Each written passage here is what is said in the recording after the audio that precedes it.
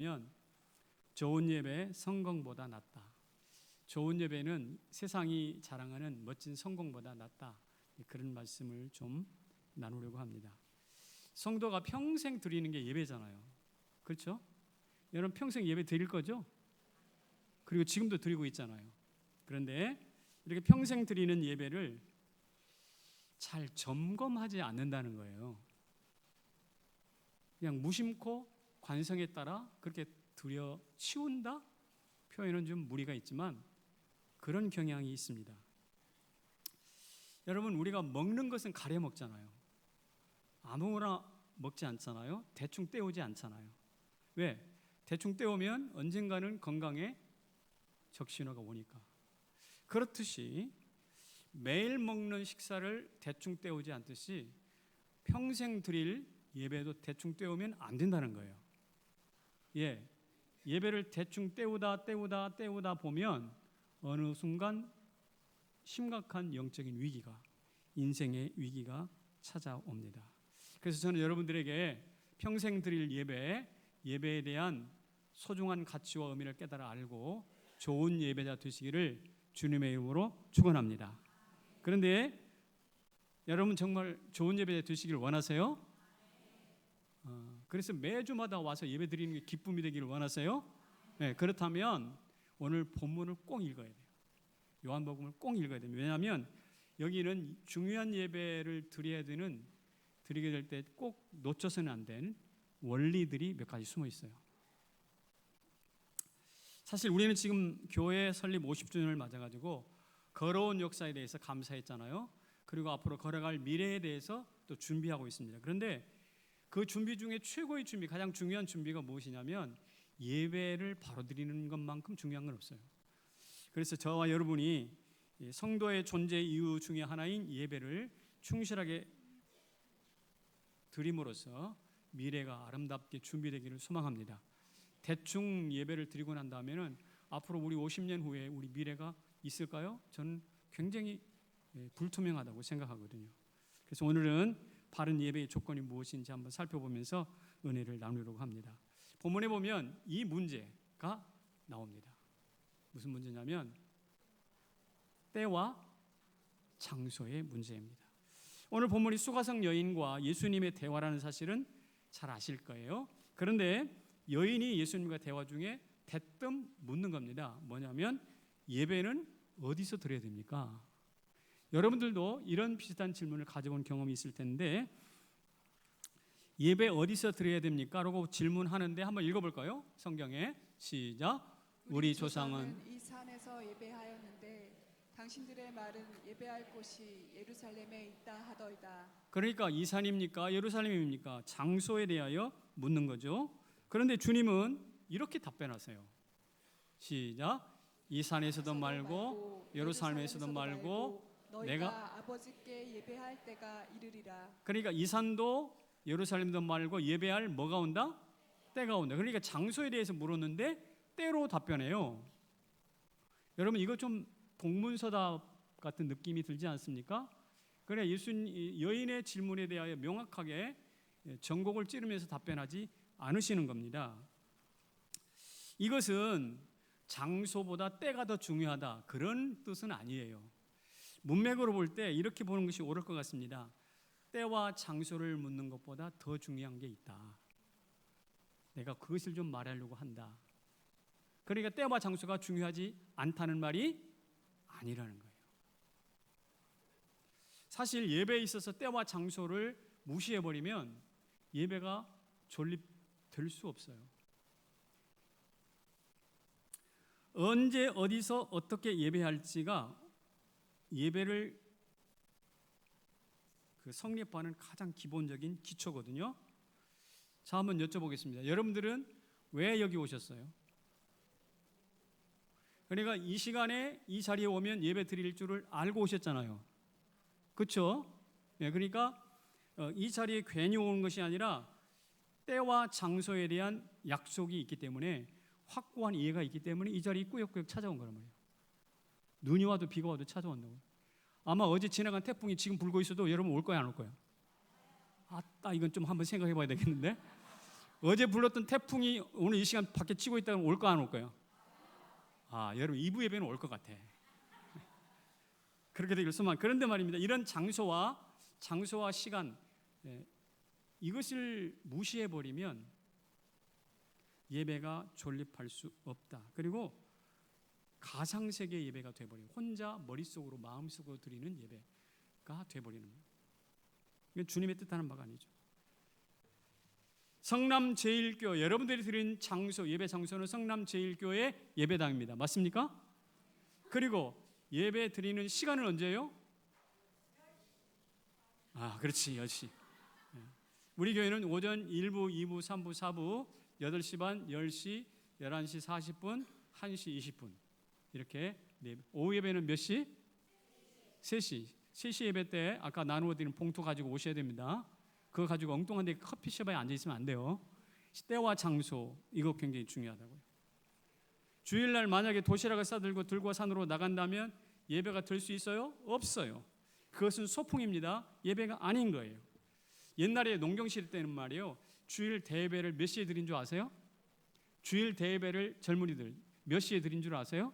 우리 여기 주일 대예배 몇 시에 드렸어? 몰라? 11시야. 11시. 주일 대예배를 11시에 드렸다고.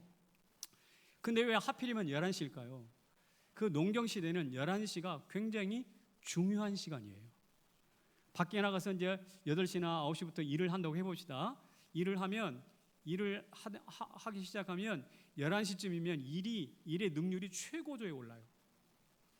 일이 막 척척척 낯을 별 때, 별을 별 때 척척척 기계적으로 막 따라서 최고조에 오르는, 가장 농부로서는 일의 효율이 최고로 높은 시간이 11시인데 그 시간에 뭐 했다고? 예배했어요. 그러니까 가장 중요한 시간을 드린 거예요. 다시 말씀드립니다. 가장 편안한 시간이 아니라 가장 중요한 시간. 이게 농경시대 대예배를 11시에 드리는 이유였습니다. 그런데 오늘 우리들은 언제 드리는가? 내가 가장 편한 시간에 드려요. 여러분 왜 2부에 10시에 이 자리에 왔습니까? 이 예배가 특별히 좋아서? 설교자는 똑같은데? 이 자리가 특별히 좋아서? 여러분이 편하니까 왔잖아. 그렇잖아요? 이거 예배 드리고 또 어디 가야 되니까. 뭐 기타 등등 아무리 요모조모 따져봐도 이 시간이 제일 나한테 편해 해서 이 자리에 오신 분들이 태반일 겁니다. 그런데 이렇게 예배를 접근하다 보면 농경시대에 드렸던 그 우리 선조들의 신실한 예배의 정신을 잃어버릴 가능성이 많아요. 왜? 중요한 시간을 드리는 게 아니라 내가 편한 시간을 드리니까. 나에게 중요한 시간은 따로 있어. 그리고 중요한 시간을 제외해놓고 나니까 찌끄러기 같은 그 시간, 어떻게 보면 편한 시간인데 그 시간을 드리는 거죠. 그러다 보니까 예배의 중심이 하나님이 아니라 누가 돼버리냐면 내가, 인간이 돼버려요. 정한 시간이 아니라 내가 편한 시간에 나와요. 그러다 보니까 이 시간을 선택했는데 내가 편한 시간이 나오다 보니까 지각을 하더라고. 찔리는 사람은 눈이 꿈쩍해. 맞아.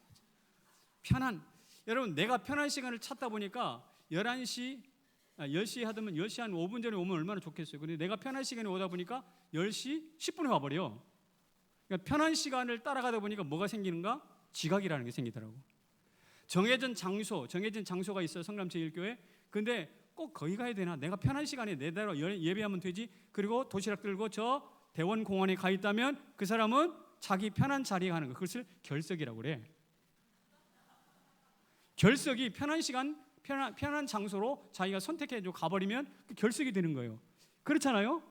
그러니까 지각과 결석이라는 것은 편하냐 중요하냐를 아주 자기 마음대로 헝클어버릴 때 나타나는 현상입니다. 그러니까 좋은 교회, 좋은 예배가 이루어지려면 중요합니다. 때와 장소가 어떻게 된다? 명확해야 돼요. 성남 제1교회 성도 여러분, 우리 주일날 되면 이 자리에 명확하게 나오시기를 축복합니다. 소중한 약속일수록 시간을 정확히 지키잖아요. 결혼시켜보면 아시겠지만 상견례라는 것을 합니다. 맞죠? 저도 상견례를 해봤습니다. 그런데 상견례 할 때 지각합니까? 시간 내가 합니까?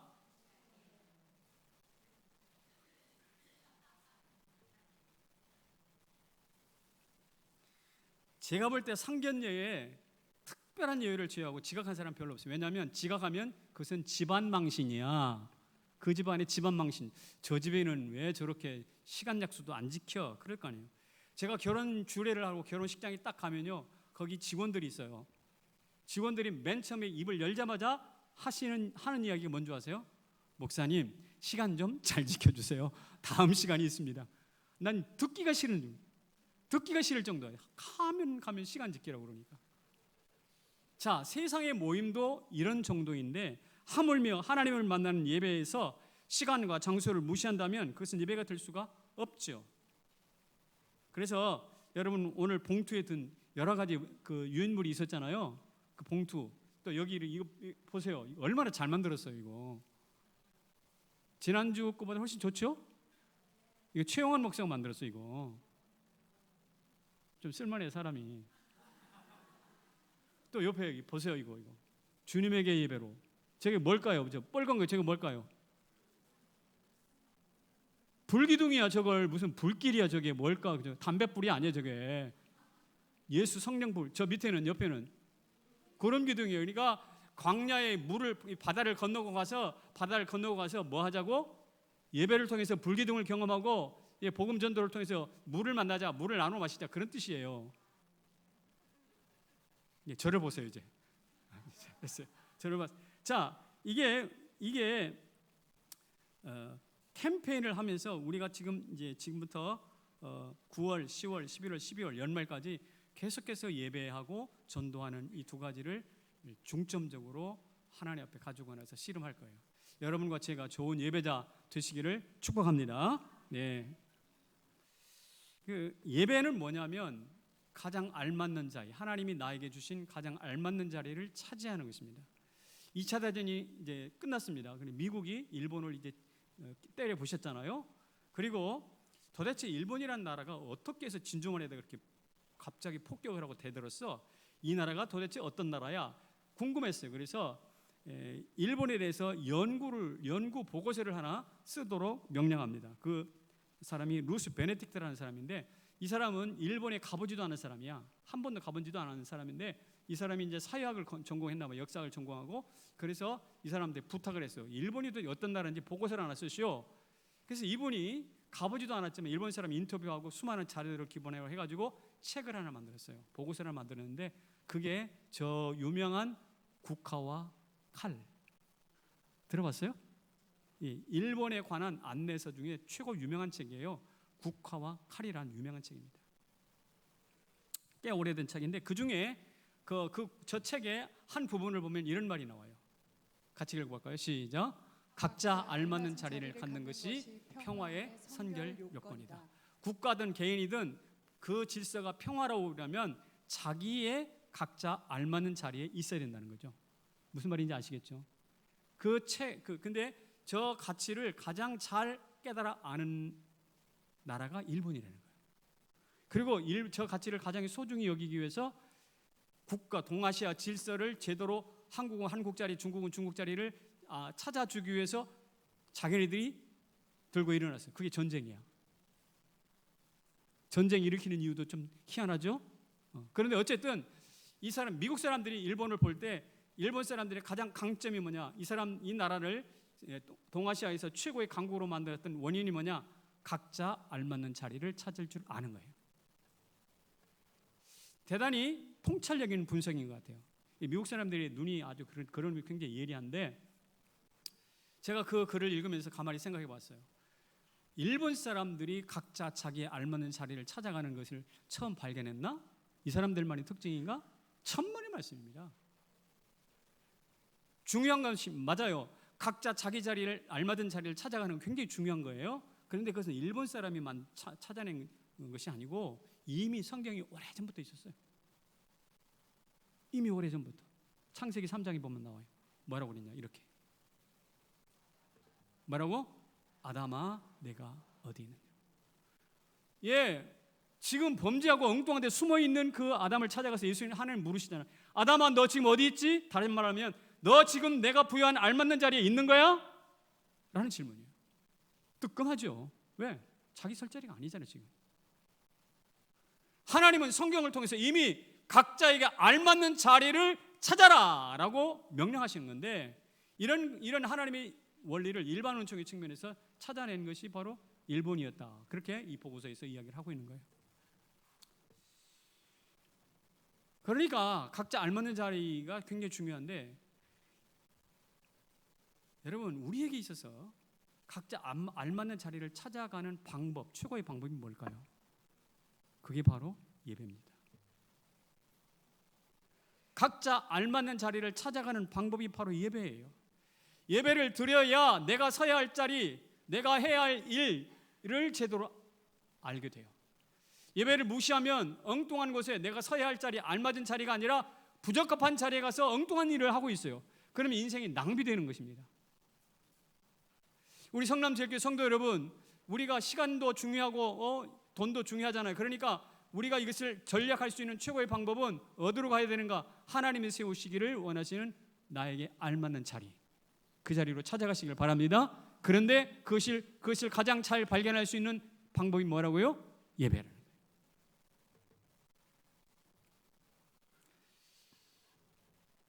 두 번째 예배에 관련된 질문이 이것입니다. 아는가 모르는가? 지식의 문제입니다. 오늘 수고성령님과 대화를 보면 22절에 이런 내용이 나와요. 같이 읽습니다. 시작.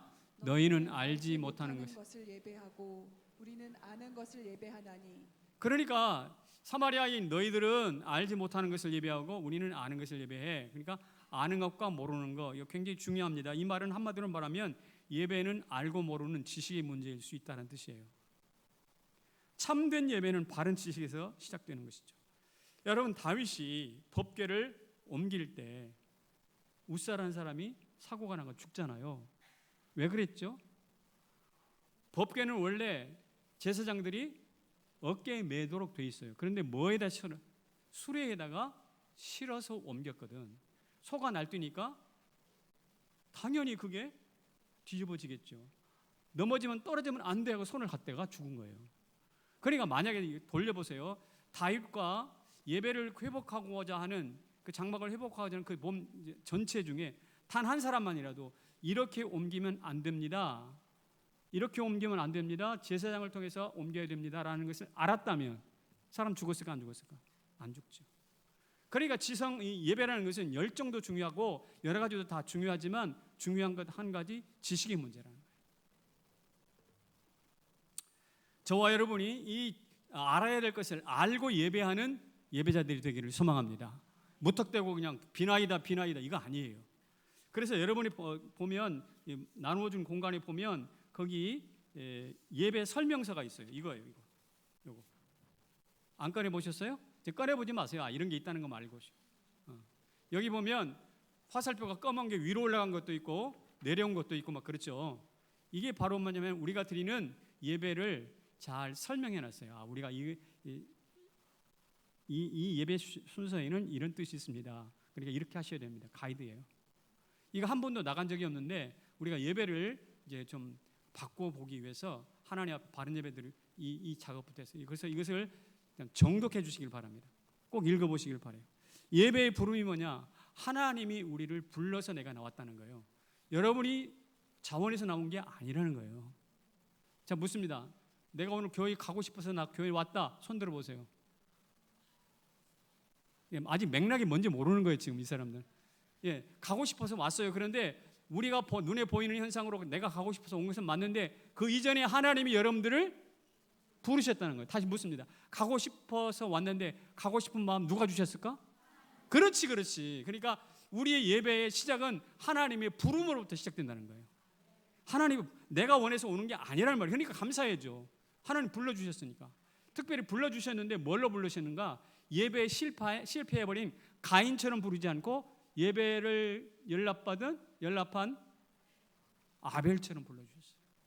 오늘 여러분의 예배가 가인이 아니라 아벨 예배가 되기를 소망합니다. 하나님이 불러주셨고 아벨 예배로 우리 예배를 받아주신다면 얼마나 감사하겠어요.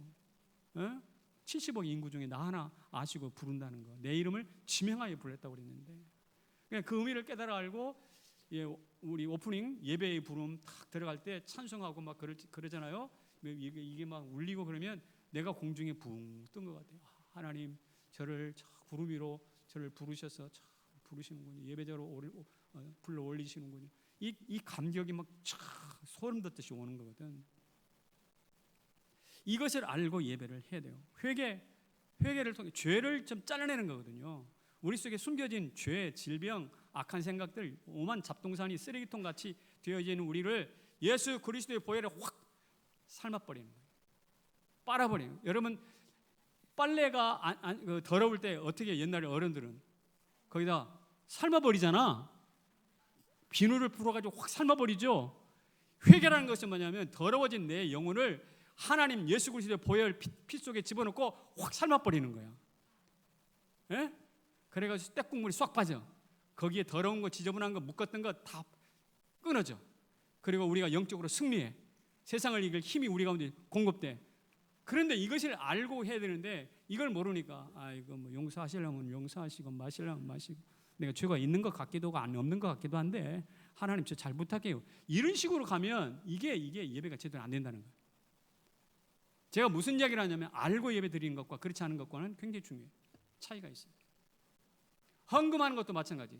이 하나님께서 주신 물질의 주인은 하나님이십니다. 하나님 내가 벌어먹은 것이 아니라 하나님이 주셔서 은혜로 먹었습니다 라는 것을 고백하고 11조 감사하잖아요. 하나님이 지속적으로 그를 먹이실 것입니다. 그러나 하나님 내 발로 쇠 빠지고 고생해가지고 내가 밥 먹고 내가 그 중에 일부를 드립니다. 그러면 그래 네가 앞으로 계속 먹어봐, 벌어먹어봐라. 하나님 그러실 거라고. 그럼 인생이 고단한 거지. 헌금을 드릴수록 박탈감이 있어. 이거 꼭 드려야 돼? 뭐 이런 식으로. 그러니까 이게 드리고 알고 하는 것과 모르고 하는 헌금은 너무 차이가 있는 거죠. 설교. 여러분 이 모세가 하나님 앞에 율법을 받았잖아요. 부들부들 떨면서 받았단 말이에요. 기적 가운데 받았단 말이에요. 오늘 이 시간 이 자리에 하나님의 말씀이 선포되는 자리를 그렇게 받을 수 있기를 바랍니다. 모세가 하나님의 말씀을 받듯이 오늘 여러분들 마음 신비에 하나님이 불칼로 불펜으로 말씀을 기록해 주시는 거예요. 잊혀지지 않는 거예요. 축도 하나님이 뭐 하시는 거예요? 세상의 복으로 입히는 거예요. 여러분 누군가가 밖으로 외출 갈 때 아무 옷이나 막 드는 데를 입어요? 외출복이라는 게 있잖아요. 맞죠? 우리가 하나님이 축도하는 순간에는 하나님께서 얘들아 세상에 나가서 이제 잘 싸워서 이겨야 돼. 그래가지고 우리 가운데 전투복이나 외출복을 입혀준다고 생각해 보세요. 굉장히 중요한 시간이잖아요. 그리고 세상과 싸우기 위해서 신발끈을 등산 갈 때 우리 신발끈을 딱 묶고 출발하잖아요. 이 축도가 바로 신발끈을 묶는 시간이에요. 근데 어떤 사람은 예배가 끝나지만 축도할 시간이 되면 여기 앉아서 저 뒤로 가. 벌써 마음이 설교도 끝나지 않은데 빨리 가서 밥 먹어야 돼. 빨리 가서 지금 내가 어디 가야 돼. 이래가지고 핵심을 놓쳐버리는 거죠. 그러면 이 사람은 어떤 사람이냐. 외출복도 안 입고 외출복 아래 없고 위쪽 웃더리는 안 입고 그냥 나가는 것이나 똑같아. 이것도 준비하셔야 돼요. 괜찮아요. 빨리 끄세요. 또 어떤 경우에는 신발끈도 제대로 안 메고 가는 사람 있어요? 없잖아요. 밖에 나가면 신발을 저던 거 정확히 신고 가지. 축도를 막 무시하고 막 움직이고 아멘으로 받지 않으면 그런 거나 옷도 안 입고 외출하는 거 똑같다고. 전투복도 안 입고 막 엉뚱한 데 가는 사람. 자, 이것이 뭐냐면 설교 예배를 알고 드리는 예배와 그걸 모르고 드리는 예배의 차이예요. 사랑하는 성도 여러분, 우리가 예배를 알고 드리기를 축복합니다. 그럴 때 하나님의 임재가 경험되는 것이죠. 그럴 때 화와 복이 갈려지는 인생의 중대한 순간을 경험하게 되는 것이죠. 여러분 가인과 아벨의 이야기는 창세기만 있는 게 아니라 오늘 우리의 이야기일 수 있어요. 하나님의 말씀을 농담으로 들었던 롯의 사위들이 오늘 이 자리에도 있을 수 있다는 사실이에요. 여행은 아는 만큼 보여요. 가서 본다고 다 아는 게 아니라고요. 여러분 이거 보셨지만 저거 무슨 뜻인지 설명해 줘야 그렇구나 알잖아요. 아니면 저 좋은 그림이네. 저기 무슨 시뻘건 저기 뭐야? 이런 식의 반응이 있을 거는데 그만큼 아는 만큼 보이는 것처럼 예배도 아는 만큼 은혜를 받을 줄로 믿습니다. 그래서 알고 예배를 드리면 은혜와 감동이 훨씬 더 커요. 달라요. 세 번째 문제가 이제 이것입니다. 시작. 핵심 영과 진리의 문제. 아까 때와 장소 문제 이야기했어요. 알고 들으냐 모르고 들으냐 지식의 문제 이야기했어요. 다 중요한 이야기입니다. 그렇지만 이것을 지나서 한 걸음 더 나가서 이 문제 영과 진리로 예배하는 문제로 나아가야 돼요. 그렇다면 영과 진리는 뭐냐? 두 가지로 해석을 할 수가 있어요. 첫째는 개역 성경, 옛날 성경이죠. 개역 성경에는 이것이 신령과 진정이라는 말로 번역이 되어 있거든요. 이 신령이라는 것은 땅의 것이 아니라 하늘의 것, 땅에 더러운 것이 아니라 깨끗하고 정결한 하늘의 것을 구한다라는 뜻이고요. 진정이라는 말은 거짓이 아니라 나의 진심을 담아서 정직하게, 이런 뜻이란 말입니다. 그러니까 우리는 신령과 진정으로 예배를 드린다는 것은 땅에 코를 쳐박고 사는 두더지처럼 땅만 파먹는 존재가 아니라 어디? 하늘을 신령한 것을 주목한다. 시선이 거기 있다라는 뜻이고요. 비나이다 비나이다 외쳐대면서 그 시간이 딱 끝나면 태도가 돌변하는 그런 임기응변의 인생살이가 아니라는 것을 알게 되는 것이죠. 그래서 신령과 진정이라는 것은 바로 그렇게 예배하는 것을 의미합니다. 근데 이것도 바른 해석이에요. 좋은 해석입니다. 그런데 지금 이 개역 성경, 지금 우리가 가지고 있는 성경은 이렇게 번역을 해놨단 말이죠. 영과 진리. 이 영과 진리를 다른 말로 좀 바꾸면 성령과 말씀을 의미합니다. 성령과 말씀. 이 사실 여러분, 우리의 예배는 아까 내가 나온 거라고 그래서 하나님이 부르신 거라고 그랬어요. 하나님이 우리를 부르신 거라고 그랬잖아요. 그런 것처럼 우리는 성령께서 우리와 동행하시고 하나님의 말씀을 의지하지 않으면 엉뚱한 길로 간다니까. 엉뚱한 길로 가서 그 예배 자체가 우상이 돼버리고 우상 섬김이 돼버린단 말이에요. 격길로 가게 되는데, 그러므로 인해서 바른 예배를 드리기 원하는 사람일수록 성령 하나님을 의식하게 돼요. 여러분, 지금 마이크가 삐뚤어졌는데 뭐 이런 식으로 제가 하면 여러분 신경 쓰이겠죠? 신경 쓰이겠죠?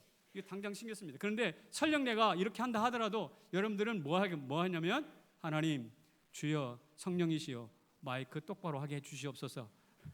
이 마이크를 보는 게 아니라 이것에 관해서 누구에게? 하나님께 이야기를 해야 되는 것이란 말이에요.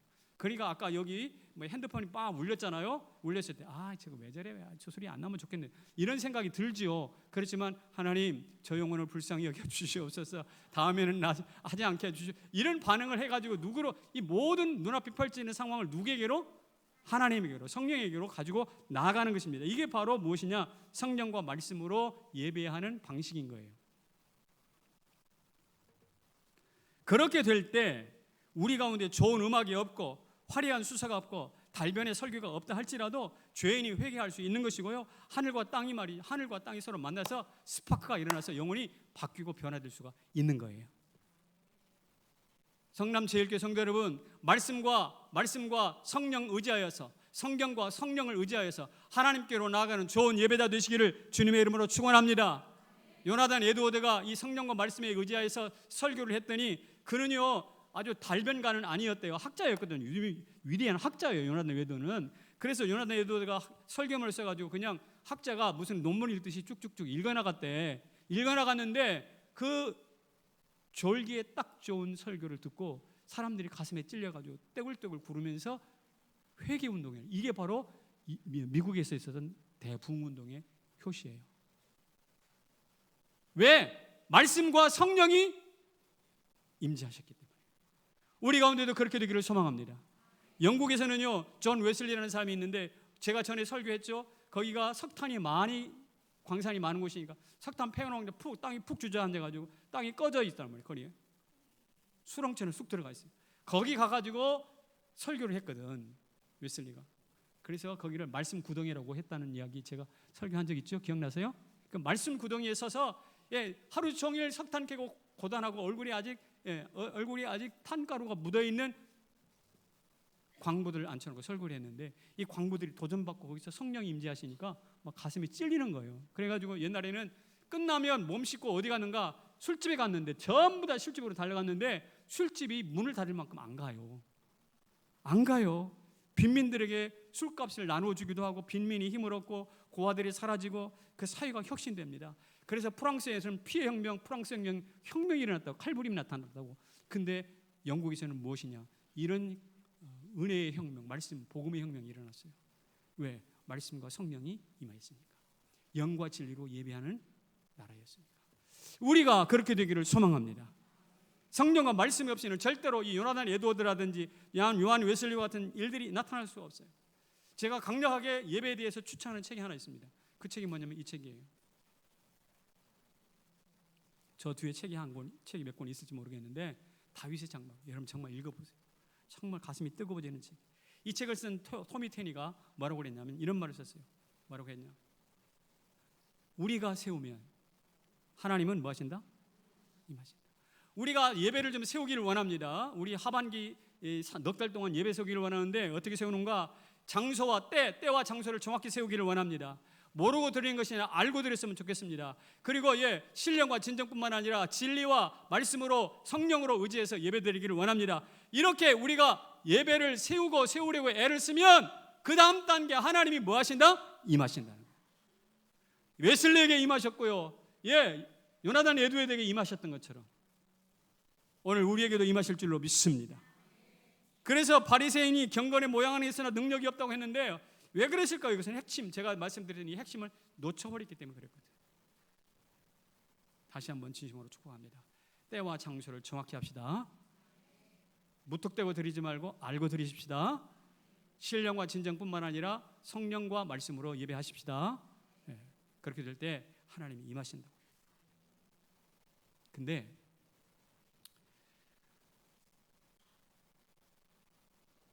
이것을 기반으로 해서 우리의 이제 태도를 한번 돌아볼 거예요. 태도. 같이 읽어볼까요? 시작. 다윗처럼 뭐 하라고요? 아까 같은 거 때도 지키고 장소도 지켰어. 근데 와가지고 멍하니 허수아비처럼 앉아 있다. 아니에요. 알기는 알아. 그게 무슨 의미인지는 알겠어. 그런데 허수아비처럼 멍하니 앉아 있다. 아니에요. 다윗처럼 갈망. 다윗이 고백입니다. 시편 63편 1절에 이렇게 말하고 있습니다. 같이 읽까요? 시작. 내가 간절히 주를 찾되 물이 없어 마르고 황폐한 땅에서 내 영혼이 주를 갈망하며 내 육체가 주를 악모하나이다. 내가 주를 찾습니다. 내 영혼이 주를 갈망합니다. 내 육체가 주를 악모합니다. 악모, 갈망, 찾고. 이 다윗의 가슴 속에 얼마나 깊은 갈망이 있는지 이 본문 보면 알 수 있잖아요. 하나님은 이것을 알았어요. 하나님은 이걸 알았어요. 그래서 하나님이 말이죠, 굉장히 중요한 말씀을 하세요. 옛날 아모스, 그 후에 아모스를 통해서 하나님 이런 말씀을 하셨습니다. 같이 읽어봐요. 시작. 그날에 내가 다윗의 무너진 장막을 일으키고 그것들의 틈을 막으며 그 허물어진 것을 이렇게 하사 옛적과 같이 세우고 만국을 기업으로 얻게 하리라. 저기 내가라는 것은 하나님이 계시요. 하나님이 장막을 일으키시는데 그 장막이 모세의 장막입니까? 솔로몬의 장막입니까? 다윗의 장막입니까? 다윗의 장막. 장막의 원조는 모세가 광야에서로부터 준 장막입니다. 근데 그게 아니에요. 다시 세우는 게 하나님이 다시 세우기를 원하는 것은 모세 장막이 아니더라고. 또 금을 갖다 붙이고 막 휘황찬란해졌던 솔로몬의 성전, 솔로몬 성전도 아니더라고. 다 제껴놓고 무엇을 초라하기 그지없는 다윗의 장막을 회복하겠대. 다시 세우겠대. 그리고 그에게 열국을 주시겠대. 왜 이렇게 했을까요? 이유는 단 한 가지예요. 다윗 가슴속에 있었던 하나님에 대한 뜨거운 갈망을 알았기 때문에. 사슴이 시냇물을 찾기에 갈급한지 내 영혼이 주를 찾기에 갈급합니다. 예배자들이 아주 고정적으로 읊었던 이야기인데 이런 정서가 다윗에게 있었어요. 그 정서가 무엇으로 표현되는가? 장막으로 표현됐고 그것이 무엇으로 표현되는가? 만국을 기업으로 얻는 것으로 표현됐어요. 여러분, 우리도 이렇게 화려한 요새 교회 예배당들이 화려하게 잘 지어졌잖아요. 화려한 교회, 하나님이 그걸 찾는 것이 아니에요. 무슨 형식을 잘 갖춘 걸 찾는 게 아니에요. 무엇이냐? 장소와 때가 있고 알고 있고 성령과 말씀에 입각해서 뭐냐? 갈망하는 예배자, 다윗처럼 갈망하는 예배자를 우리 하나님이 찾고 있음을 믿으시기 바랍니다. 그래서 우리가 그런 갈망하는 예배자들이 되기를 주님의 이름으로 축원합니다. 그래서 정말 부탁해요. 와가지고 눈이 좀 똑바로 했으면 좋겠어요. 똑바로. 썩은 동태 눈깔이라는 말을 어릴 때 제가 공 못하고 엉뚱하지도 않은 눈이 썩은 동태 눈깔이 돼가지고 뭐야 막 이런 소리를 많이 들었거든요. 지금 나이가 들어서 썩은 동태 눈깔 이 여기가 지금도 머릿속에 있거든. 근데 교회당에 그건 썩은 동태 눈깔이 있으면 안 돼. 그것은 어디 가서 있어야 될까? 시장에 있어야지. 어물전에 있어야 된다고 그 눈은. 근데 교회에 있다? 안 돼. 왜 그럴까요? 갈망이 없으니까 그래요. 우리 모두 갈망하기를 소망합니다. 제 방에 이런 병이 하나 있어요. 맛있겠죠? 저 병입니다. 사진 또 하나. 저렇게 저거 궁금하면 제 방에 와 보세요. 저거 있어요. 저거 왜 만들어냈냐면 제 방에 엄마 아빠 손 붙잡고 아기들이 아까 말한 애들이 종종 들어옵니다. 근데 빈손으로 왔다가 빈손으로 가면 안 되잖아요. 그래서 제가 저기 사탕을 넣고 이 뚜껑을 열어서 야야 네가 집을 만큼 집어가. 어린 손이 요만한 조막손인데 집어봐야 얼마나 집겠어요. 집을 만큼 집어가. 또 집어. 와, 이 아이가 마음 이거 집어가지고 가면서 속으로 무슨 생각했어요? 와, 목사님이 사탕도 주시다니. 와, 한 번이 아니라 두 번, 세 번 막 집어가래. 와, 우리 목사님 너무 좋다. 나 교회 커서 잘 다녀야지. 이런 추억을 심어주고, 이런 추억을 어린아이들에게 심어주려고 그렇게 하는 거예요. 그런데 만약에 어떤 애가 와가지고 내 얼굴도 쳐다보지도 않고 저 병을 딱 쳐다봤어요. 그리고 병을 통째로 들고 나가버렸다. 그러면 제가 반응을 어떻게 할까? 제가 반응을 어떻게 해야 될까요? 이런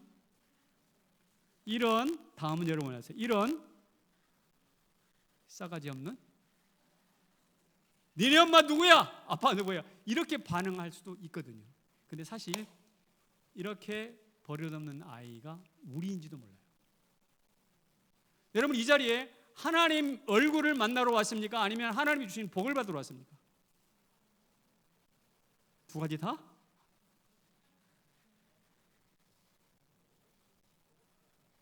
저는 축복합니다. 하나님이 주시는 그 어떤 부스러기의 은혜들보다 하나님 자신을 갈망하시길 바랍니다. 그게 바로 다윗이었다고요. 하나님보다 하나님이 주시는 그 부스러기 은혜들을 더 마음으로 원한다면 바로 이런 사람이에요. 우물을 물 한 컵과 맞바꾸는 어리석음. 여기 물 한 컵이 있어요. 근데 이 물 한 컵하고 생수가 퐁퐁 끊임없이 솟아나는 우물하고 바꿔버려요. 이것처럼 어리석은 사람이 없잖아요. 그러니까 우리가 은혜 받는 것도 중요하고 여러 가지 중요하지만 그보다 더 중요한 것은 그 배후에 있는 하나님, 아니 그것을 우리 가운데 안겨주시는 원조, 우리 하나님을 갈망할 수 있기를 바랍니다. 이게 제대로 될 때 우리가 하나님 앞에 바른 예배자가 될 수가 있어요. 그리고 그 갈망이 계속 깊어지면 어떻게 될까? 이렇게 됩니다. 갈망이 깊어지면 무엇이 된다? 축복이 됩니다. 여러분 어둠이 깊을수록 새벽은 가까웠어요. 어둠이 깊을수록 새벽은 가까웠어요. 배가 고플수록 보리고개 들에서 보리는 익어가고 있어요. 마찬가지로 하나님을 갈망할수록 축복은 가깝습니다. 다윗이 하나님을 갈망하면서 끄적거리고 글을 썼어요. 시를 썼어요. 그게 바로 지금 성경이 된 거예요. 그러니까 성경은 다윗의 갈망이 낳은 위대한 작품인 거예요. 갈망이 없었다면 글을 안 썼겠죠. 뿐만 아니라 그 갈망이 깊어졌더니 어느 날 물맷돌을 하나 던졌어요. 그때 그 무기가 돼서 누구를 쓰러뜨렸습니까? 골리앗을 쓰러뜨렸습니다. 그 갈망이 깊어지더니 어느 날은 천한 목동이었던 그가 왕이 되었습니다. 그 갈망이 깊어졌더니 어느 날 전쟁터에 나가면 백전백승은 이기는 사람이 됩니다. 성경에서 말하기를 다윗이 어디로 가든지 이기게 하시니라. 할렐루야. 여러분 이 시를 쓰고 물맷돌로 골리앗을 쓰러뜨리고 목동이 왕이 되고 어디로 가든지 이기게 하시는 이 복의 뿌리가 무엇이냐면 갈망이고요, 하나님 갈망이고요. 그 갈망이 쌓이니까 그렇게 하나님이 복을 주셔서 열국 만국을 내게 기업으로 주게 하시다. 그 말씀이 성취가 되는 거죠. 그런데 그것으로 끝이 아닙니다. 그 갈망이 대를 이어서 아들에게 갔습니다. 솔로몬에게 이어졌습니다. 솔로몬이 아름다운 성전을 짓지 않았습니까? 성전 짓고 끝이 아니라 성전 짓고 나서 1천 번제를 드렸습니다. 번제 드리고 끝난 것이 아니에요. 드리더니 지혜를 얻었습니다. 지혜를 얻고 끝난 것이 아니에요. 하나님께서 말씀하신 것처럼, 약속하신 것처럼 이스라엘 역사의 최대의 국토를 얻어냅니다. 누가? 솔로몬이.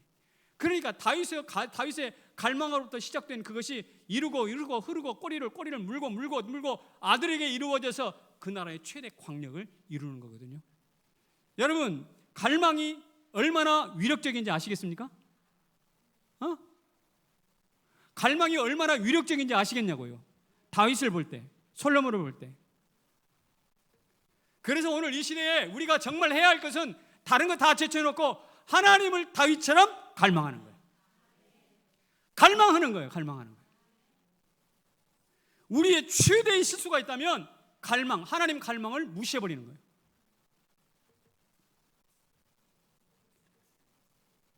저 인천 앞바다 가면 어느 섬에 갈 때 배를 타고 가잖아요. 배를 타고 갈 때 사람들이 노루처럼 장난처럼 하는 게 뭐냐면 새우깡 이렇게 손에 들고 있으면 뭐가 날아와서 물죠? 가보셨어?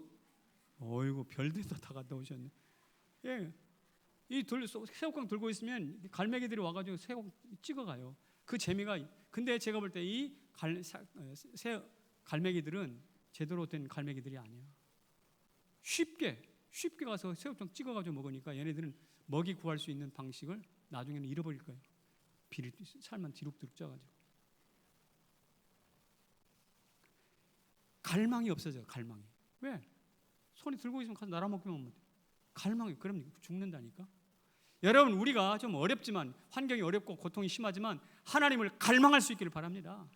갈망하면 되요. 갈망의 가치를 알면. 인생의 가장 잘못된 것이 뭐냐? 갈망을 무시하는 거니까. 여러분, 이영도 목사라는 분이 우리 한국 초기 선교사에 있습니다. 이영도 목사님. 이분이 굉장히 신비주의자신데, 이 양반이 금강산 쪽에서 정주영 회장이 있었던 거기 통천이라는 곳에서 목회를 하셨던 분이신데, 그분이 금강산 있을 길 줄기니까 산에 이제 올라갑니다. 산기도하러 가는데, 이분이 정말 기도를 깊이 하나님의 갈망을 사는 사람이에요. 그러다 보니 기도하다 보니까 밤이 가는지 해가 저물었는지 모르는 거예요. 낯이 밝았는지 잘 모르는 거예요. 깊이 기도. 밥을 먹었는지 안 먹었는지 그것도 몰라. 그러다 보니까 시간 감각 잊어버렸어요. 달력을 잃어버렸어요. 주일날 되면 이제 내려와야 되냐, 설교해야 되니까. 근데 안 내려오는 거야. 안 내려오는 거야. 그래가지고 옛날에는 산짐승이 있었잖아요. 아, 이분이 목사님이 잘못됐나? 짐승들이 잘못됐나? 그래가지고 성도들이 막 깜짝 놀래가지고 주일날 예배 안 드리고 그 목사님 찾으러 산에 올라갔어요. 산에 올라가서 보니까 아직도 골짜기 바위 밑에서 아직도 기도하고 있어. 목사님, 지금 주일이에요. 아, 그래요. 내가 몰랐어요. 여러분, 이만큼 이영도 목사는 하나님을 갈망했던 사람. 그 당시 이영도 목사의 메시지를 통해서 한국 교회가 엄청난 영향을 받았어요. 그리고 그가 했던 말이 무엇이냐면 이 말이에요. 이영도 목사의 말입니다. 시작. 가난은 나의 신부, 고통은 나의 선생. 깊이 하나님을 갈망하다 보니까 가난이 문제가 아니더라는 거예요. 오히려 가난이 하나님 앞에 자기 자신을 올바로 세우는 신부요, 친구요, 선생이더라는 거죠. 고통. 이영도가 어떻게 해서 나오는가? 갈망의 산물입니다. 다윗이 어떤 사람입니까? 갈망의 산물이라고. 성경이 어떤 산물입니까? 갈망의 산물이라고. 우리 모두 갈망하고 이를 소망합니다. 하나님 갈망하면 길이 열리는 거죠. 이거 봅시다. 갈망하고 갈망해서 바른 예배를 드리잖아요. 그러면 그 갈망이 마침내 어떻게 된다고요? 예배로, 전도로 완성이 됩니다. 수가성 여인이 예수님과 예배에 대해서 이제 이야기하는 것이 오늘 본문이잖아요. 본문인데, 이 양반이 예수님과 이야기를 하다가 갑자기 물동이를 버려두고 자기 동네로 쫓아가서 사람들에게 외칩니다. 얘들아, 여러분, 여기 예수님이 나타났어요. 예수님은 그리스도가 여기 나타났습니다. 전도가 시작돼요. 예배에 대한 이야기를 하다가 전도로 전환됩니다. 이것이 던지는 메시지는 뭐냐면, 예배의 완성은 전도다. 여기서 백날 이렇게 설명하고 뭐 뜨겁게 찬송하고 막 벌떡 뛰고 아니야. 그래도 전도하지 않으면 완성된 예배가 아니야. 필요 없는 것은 아니지만 완성된 게 아니야. 오늘 이 메시지를 우리가 대단히 가슴속에 깊이 담았으면 좋겠어요. 우리 오후 예배 때 우리 박봉남 장로님이 오셔서 전도에 대한 얘기를 하실 텐데, 여러분 기억하십시오. 전도 없는 예배는 비가 없는 구름과 같아요. 반면에 예배 없는 전도는 유치한 자기 자랑에 불과해요. 우리 모두 성남제일교회가 좋은 예배자로 서고 고운 예배자가 되었다면 전도로 그 예배를 완성할 수 있기를 주님의 이름으로 축원합니다. 시간이 많이 가서 자리에서 일어나십시다.